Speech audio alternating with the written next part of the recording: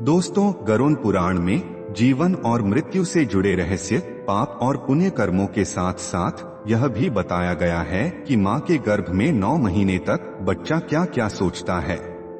माँ के गर्भ में किस गति से उसका विकास होता है, कब उसमें सोचने समझने की शक्ति आती है और वह भगवान से क्या प्रार्थना करता है। आज की इस वीडियो में हम इसी विषय पर बात करेंगे। आपसे अनुरोध है कि चैनल को सब्सक्राइब कर लें और कमेंट बॉक्स में जय श्री नारायण लिखकर परमात्मा को अपना आभार व्यक्त करें। दोस्तों, आइए पहले जानते हैं कि माता के गर्भ में शिशु का विकास कैसे होता है और उसमें सोचने समझने की शक्ति कब आती है। गरुड़ पुराण के अनुसार ईश्वर की प्रेरणा से शरीर धारण करने के लिए जीव पुरुष के वीर्य के माध्यम से स्त्री के गर्भ में प्रवेश करता है। प्रथम रात्रि में जीव एक सूक्ष्म कण के आकार का होता है, 5 रात्रि में बुलबुले के बराबर तथा 10 दिन का जीव एक बेर के समान हो जाता है। इसके बाद वह 1 मास के पिंड का आकार लेकर एक अंडे के समान हो जाता है। 1 महीने में शिशु का सिर निकल आता है, दूसरे महीने में हाथ पैर आदि अंगों की रचना होती है। तीसरे महीने में नाखून, रोम, हड्डी, लिंग, नाक, कान, मुंह आदि अंग बन जाते हैं। चौथे महीने में त्वचा, मांस, रक्त, मज्जा का निर्माण होता है। 5वें महीने में शिशु को भूख और प्यास लगने लगती है। 6ठे महीने में शिशु गर्भ की झिल्ली से ढका हुआ माता के गर्भ में घूमने लगता है।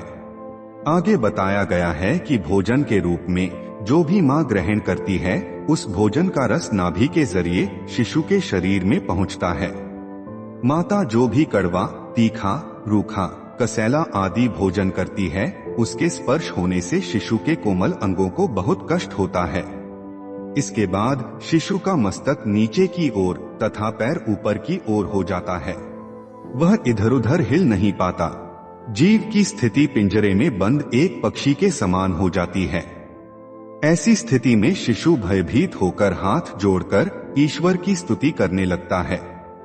यह सभी बातें तो आप पहले से ही जानते होंगे, लेकिन गरुड़ पुराण में आगे बताया गया है कि शिशु जब गर्भ में होता है तब वह हर सुख दुख को भली भांति समझता है। इतना ही नहीं, शिशु को माँ के गर्भ में अपने पूर्व जन्म भी याद आ जाते हैं। उसे याद होता है कि वह पिछले जन्म में क्या था। उसे याद होता है कि पिछले जन्म में उसके साथ क्या क्या हुआ था, उसने क्या कर्म किए थे और उसकी मृत्यु कैसे हुई थी। भविष्य पुराण में लिखा है कि शिशु यह विचार करता है कि मैंने अनेकों योनियों में जन्म लिया और बार बार मुझे मृत्यु प्राप्त हुई। फिर शिशु यह सोचता है कि पुनः गर्भ से बाहर आने के बाद उसे संसार के बंधनों में बंधना होगा और फिर मृत्यु को प्राप्त होना होगा। इसे लेकर भविष्य पुराण आगे कहता है कि जितना कष्ट पर्वत के नीचे दब जाने से किसी मनुष्य को होता है, उतना ही कष्ट गर्भ में शिशु को भी होता है। समुद्र में डूबने से जो दुख होता है, वही दुख गर्भ में शिशु महसूस करता है।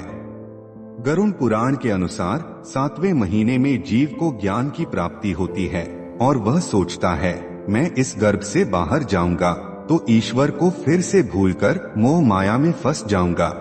ऐसा सोचकर वह दुखी होता है और इधर उधर घूमने लगता है। शिशु सोचता है कि अपने परिवारजनों को सुख देने के उद्देश्य से जो पाप कर्म मैंने अपने पिछले सैकड़ों जन्मों में किए हैं, उसका फल भोगने के लिए आज मैं अकेले हूँ। जिन लोगों के लिए मैंने वह पाप कर्म किए थे, आज वह साथ नहीं है। इस तरह 7वें महीने में शिशु अत्यंत दुख से वैराग्य युक्त होकर ईश्वर की स्तुति इस प्रकार करता है, हे श्री हरि, संसार को पालने वाले भगवान विष्णु, मैं आपके शरणागत हूँ, मेरा उद्धार करें। गर्भस्थ शिशु भगवान विष्णु का स्मरण करता हुआ सोचता है कि हे भगवान, इस योनि से अलग हो आपके चरणों की भक्ति करूंगा, जिससे मैं मुक्ति को प्राप्त कर सकूं। फिर गर्भस्थ शिशु प्रार्थना करता है कि मैं मल मूत्र के कुएं में हूँ और भूख से व्याकुल इस गर्भ से मुक्त होने की इच्छा करता हूँ। माता के गर्भ में पल रहा शिशु भगवान से बार बार कहता है कि मैं यहाँ पर बहुत कष्ट में हूँ, फिर भी यहाँ से निकलकर संसार में आने की इच्छा नहीं करता, क्योंकि बाहर जाने से पाप कर्म करने पड़ते हैं, जिससे नरक आदि प्राप्त होते हैं इस कारण मैं बहुत दुखी हूँ। इस प्रकार 9 महीने तक माता के गर्भ में रहने के बाद जीव को प्रसूति वायु प्रसव के लिए नीचे धकेलती है।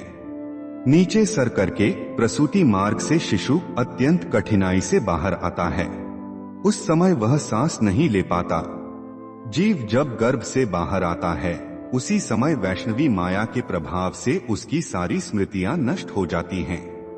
भविष्य पुराण के अनुसार जीव को सभी दुखों से कई गुना दुख तब होता है जब शिशु जन्म लेता है, क्योंकि जन्म लेते ही शिशु को बाहर की हवा जब छूती है तब वह अपने पूर्वजन्म को भूल जाता है।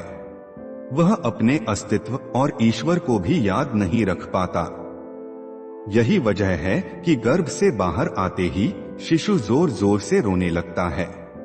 वह समझ ही नहीं पाता कि वह कहाँ था और अब कहाँ है। भविष्य पुराण यह भी बताता है कि गर्भ के अंदर और गर्भ से बाहर आते समय शिशु को जो पीड़ा होती है उसके सामने सांसारिक पीड़ा कुछ भी नहीं है। गरुड़ पुराण में स्पष्ट लिखा है कि गर्भ में जीव की जैसी बुद्धि होती है, यदि यह बुद्धि स्थिर हो जाए तो कौन व्यक्ति सांसारिक बंधनों से मुक्त नहीं हो सकता। कर्म को भोगने के लिए जब जीव गर्भ से बाहर आता है उसी समय वैष्णवी माया उसको मोहित कर देती है। माया के स्पर्श से वह जीव विवश होकर कुछ बोल नहीं पाता और जन्म के समय होने वाले अनंत कष्ट को एक पराधीन व्यक्ति की तरह भोगता है। दोस्तों, आशा है कि आपको माँ के गर्भ में बच्चा क्या सोचता है इस बात का ज्ञान हो गया होगा। अगर हमारा प्रयास सफल रहा हो तो प्लीज वीडियो को लाइक कीजिए।